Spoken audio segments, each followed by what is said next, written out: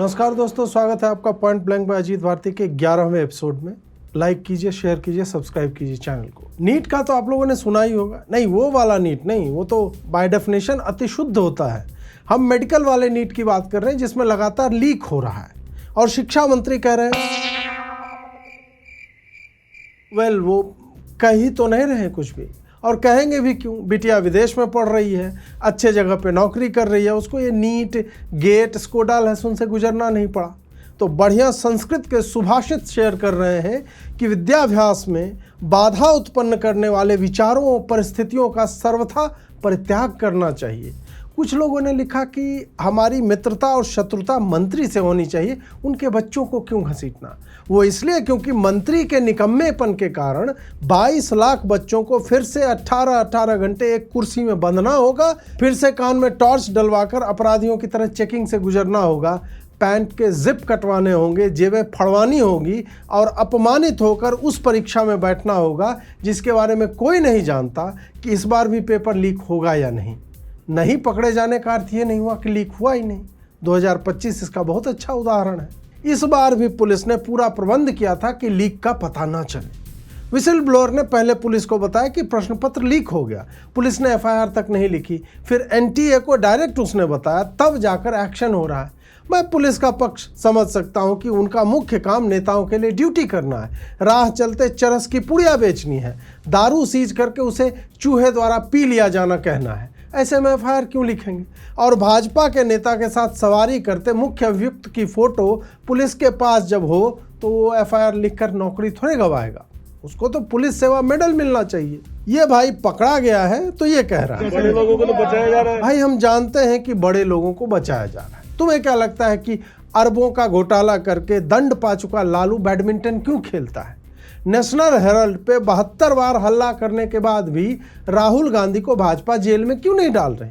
Colgate spectrum घोटाले में कितने बड़े लोग जेल गए, सब संसद में बैठे हैं। ब्रो तू ये क्या अकेले नहीं है हम के गीत गा रहा है। उधर नेता और ब्यूरोक्रेट अब री नीट के पेपर कैसे बेचे जाए इसमें लगे होंगे कि इस बार किस ग्रुप को काम पे लगाया जाए, पिछले वाले से तो लीक हो गया। कितने भोले होते हैं लोग। अरे नेता और अधिकारी की सैलरी कितनी होती है, कैसे उनके बच्चे विदेशों में पढ़ेंगे। समझो बात को यार, तुम मैकेनिक के बेटे हो, तुम तो फिर भी दुकान में काम कर लोगे, पर आईएएस और मंत्री के बच्चों के बारे में सोचो। वो यदि विदेश में नहीं पढ़ेंगे तो संस्कृत में ये ज्ञान कहाँ से निकलेगा।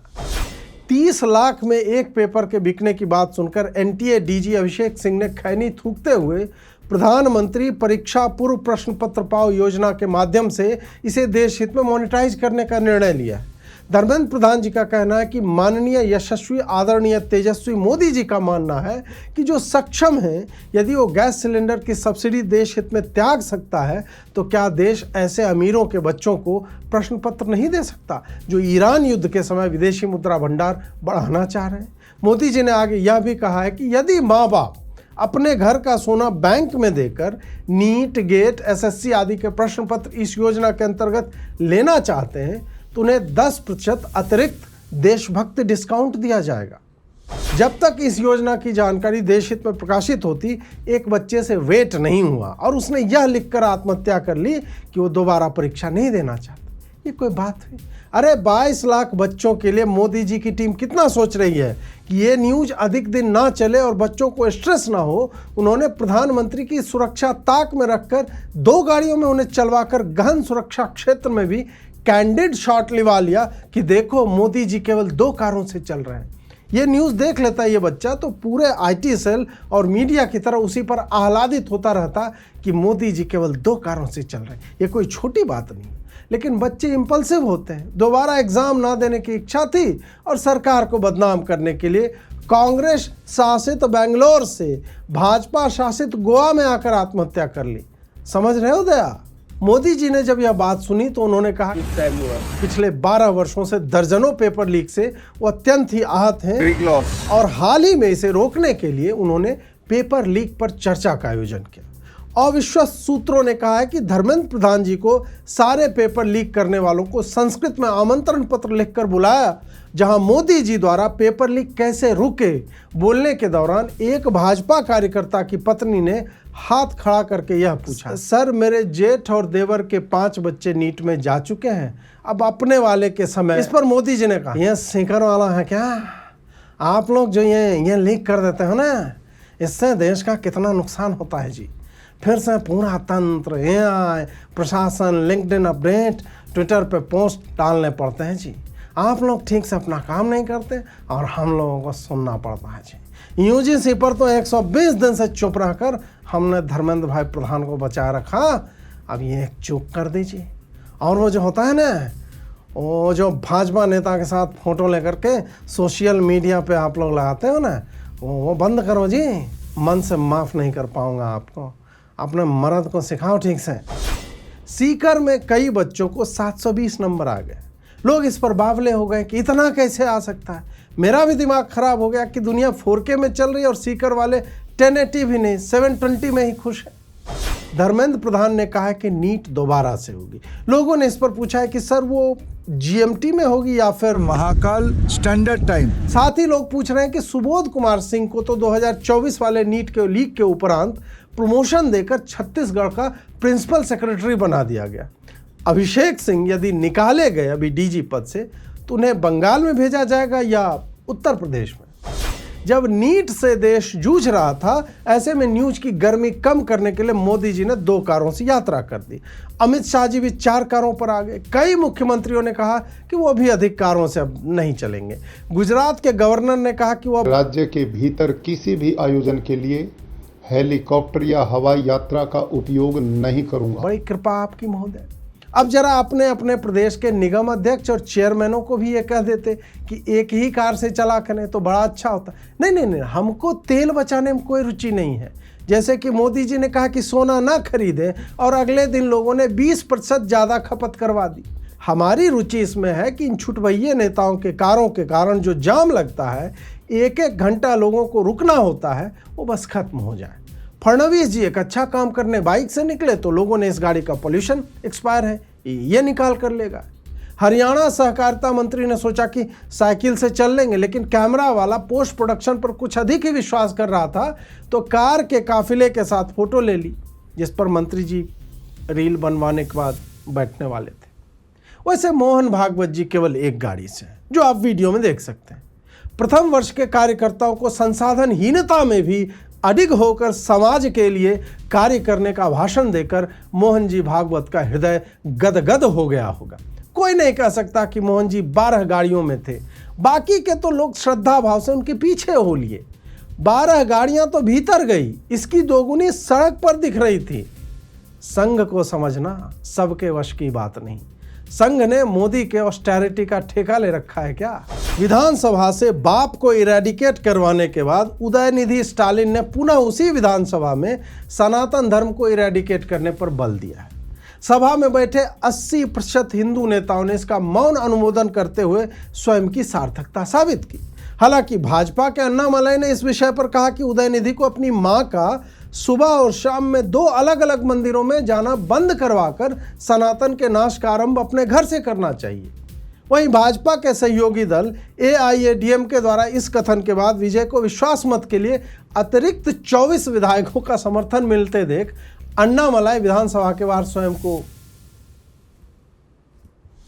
हैदराबाद में फील द जेल योजना का शुभारंभ हुआ, जहां आप 2000 रुपये प्रतिदिन देकर जेल का अनुभव ले सकते हैं। योजना की जानकारी मिलते ही सवर्ण समाज के कई कॉलेज के बच्चे वहां जाते दिखे। पूछने पर उन्होंने बताया कि UGC पर भाजपा का रवैया देखते हुए तेलंगाना में रोहित वेमुला बिल के आने की स्थिति में पहले से ही अनुभव ले लेना उचित रहेगा। TMC नेता शमीम अहमद के घर की कुछ छवियां सामने आईं। यहाँ उनके तहखाने में सोने का पलंग समेत सब कुछ सोना सोना ही दिख रहा है। पकड़े जाने पे उन्होंने कहा कि वो तो मोदी जी की सोना बैंक में रखकर ब्याज पाओ योजना की तैयारी कर रहे थे। ममता दीदी भी आश्चर्यचकित थी कि उनके मुस्लिम नेता बम और तलवार मैन्युफैक्चरिंग की जगह सुनार वाले कार्य भी करते हैं। कल्याण बनर्जी ने उसे कहते हुए कहा है कि इतने पैसों में तो टीएमसी अपना युद्ध पोत बनाकर डायमंड हार्बर में उतार लेता। फिर देखते मोदी शाह 4 मई के 12 बजे के बाद बापेर बेटा हेवे आरो कोलकाता के ना थाकबे।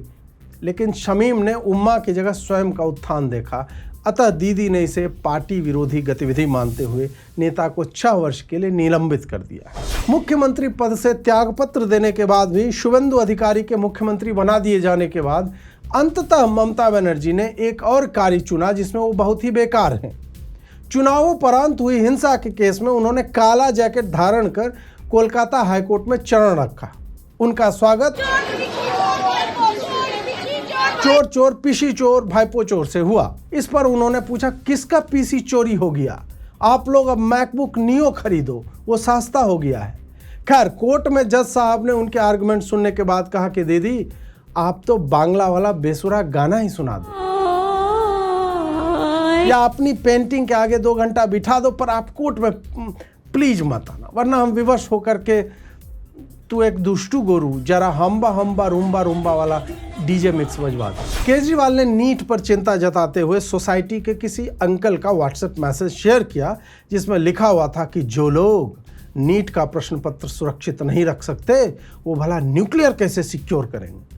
फिर पता चला कि वो सोसाइटी के व्हाट्सएप अंकल केजरीवाल जी स्वयं हैं, जिन्होंने ये मैसेज खुद ही टाइप करके विभव कुमार को भेजा था, लेकिन उधर से स्क्रीनशॉट लेने की जगह खुद ही का साइट पोस्ट कर दिया।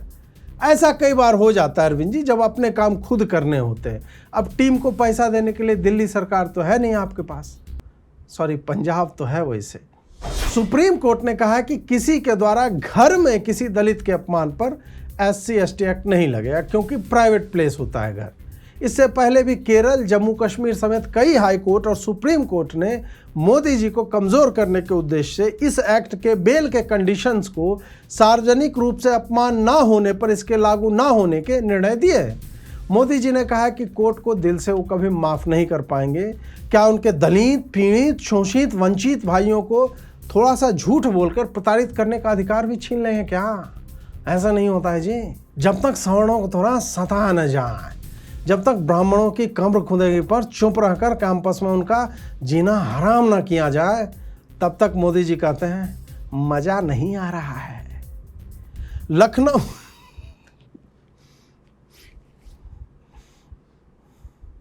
राज्यसभा गया। लखनऊ में एक लड़की को दाहिने जबड़े में दर्द उठा तो ललितपुर मेडिकल कॉलेज की डेंटिस्ट दीपिका कुमारी जैन ने उसके बाएं जबड़े का ऑपरेशन कर दिया। बीच में लड़की ने दर्द की शिकायत की तो डॉक्टर ने उसे दर्द निवारक औषधि की जगह बहुप्रचलित दर्द शोधक औषधि दाहिने हाथ का थप्पड़ जड़ दिया। गलत सर्जरी के बाद गाल पर टेप चिपकाने और फिर थप्पड़ को औषधि ना मानते हुए परिजनों ने डीएम से कंप्लेन कर दी। मुझे लगता है ये अनुचित है। डॉक्टर यदि राइट हैंडेड हुई तो उसने नेचुरली पेशेंट के बाएं जबड़े से ही आरंभ किया, और क्या पता पेशेंट ने मिरर में देखकर दाहिना सोच लिया हो, क्योंकि आप डॉक्टर ज़्यादा थोड़े ही जानते होंगे। देहरादून में एक आरटीओ साहब जब अपने नित्य क्रिया से निवृत्त होने नहीं वो वाला नहीं, ये वाला दुकान वाले से मंथली पेमेंट लेने गए तो दुष्ट व्यक्ति ने सर को 1 घंटे दुकान में शटर बंद करके बिठा दिया। उसके बाद मीडिया बुलवा लिया, बैनर छपवा रखे थे इनके स्वागत में, और ये कह रहे हैं कि इन्हें पता ही नहीं इन पर क्या आरोप लगा है। अब आदमी जो काम हर रोज करता है तो वह उसे अपराध क्यों मानेगा? मुझे तो लगा कि साहब ये ना कह दें अच्छा ऐसा क्या, ये फैसिलिटेशन फी नहीं होता, मतलब तुम्हारी गाड़ी हम चलने दे रहे हैं और तुम एहसान मानकर रुपया देने की जगह मीडिया बुला रहे हो। वो तो अच्छा है कि भाई सिपाही होता यूपी पुलिस का तो सीधा कमर से इलीगल वेपन निकाल कर बताता मैं हूँ सुंदर भाटी का भतीजा। किसी गाड़ी में दम हो ना, वो मेरा मुंह तो फाड़ दिया। सुंदर भाटी जी कौन है मुझे नहीं पता, एडिटर को पता हो साइड में उनकी कोई न्यूज लगा देंगे, पर मुझे ये तकनीक जाननी है कि कैंचो मूत कैसे उखाड़ते हैं यार। मेरा मुंह तो फाड़ दिया। और कोई दम दिखाने के लिए तुम्हारी मूत क्यों उखाड़ेगा भाई? मुहावरे तो सही से बोला करो कि झूठ नहीं उखाड़ सकता कोई मेरा, जिसको सुन के थोड़ा मजा आ जाए आदमी को। मुंह तो नहीं उखाड़ सकता, मूड खराब कर दिया। इसको कानपुर भेजो यार, गाली नहीं सीख पा रहा है ये ठीक से। संघ के वरिष्ठ स्वयंसेवक एवं विचारक श्री दत्तात्रेय होसबोले जी ने कहा है कि पाकिस्तान से बातचीत का दरवाजा नहीं, मैं इसे फिर से कहूँगा, पाकिस्तान से बातचीत का दरवाजा बंद नहीं करना चाहिए क्योंकि उनकी हैसियत कांटे जितनी है। दत्तात्रेय जी आदि से एक बात पूछनी थी, आप लोग क्या मोहन जी के आसपास रहते हैं क्या?